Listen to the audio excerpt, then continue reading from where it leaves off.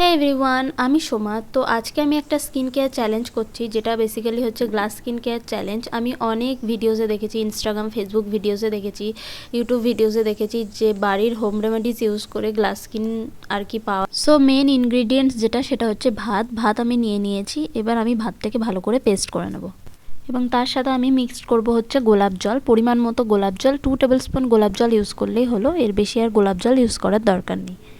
এবার দুটোকে mix up করে ইউজ করতে হবে স্কিনে। তো এটার সাথে অনেক কিছু ইউজ করা যায়, সেটার ভিডিও আমি পরে করব কোনো সময়। আমি 15 দিনের চ্যালেঞ্জ নিয়েছিলাম, কারণ আমার লেজিনেসের জন্য সেটা 15 দিন হয়নি, আমি মাত্র 10 দিনই করতে পেরেছি। তো 10 দিন করার পর আমি যে রেজাল্টটা পেয়েছি সেটা তোমাদেরকে দেখাবো। বেসিক্যালি আমি কোরিয়ান গ্লাস স্কিন তো পাইনি, এটা ভুয়ো কথা যে কোরিয়ান গ্লাস স্কিন পাওয়া যায়।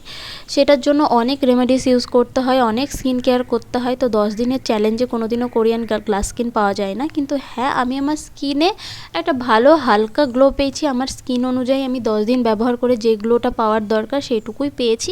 তোমরাও ব্যবহার করতে পারো এবং এটা ব্যবহার করে যেতে হবে তোমাদেরকে। আর আমি অন্যান্য রেমেডিস নিয়েও তোমাদের সাথে শেয়ার করব পরের ভিডিওতে।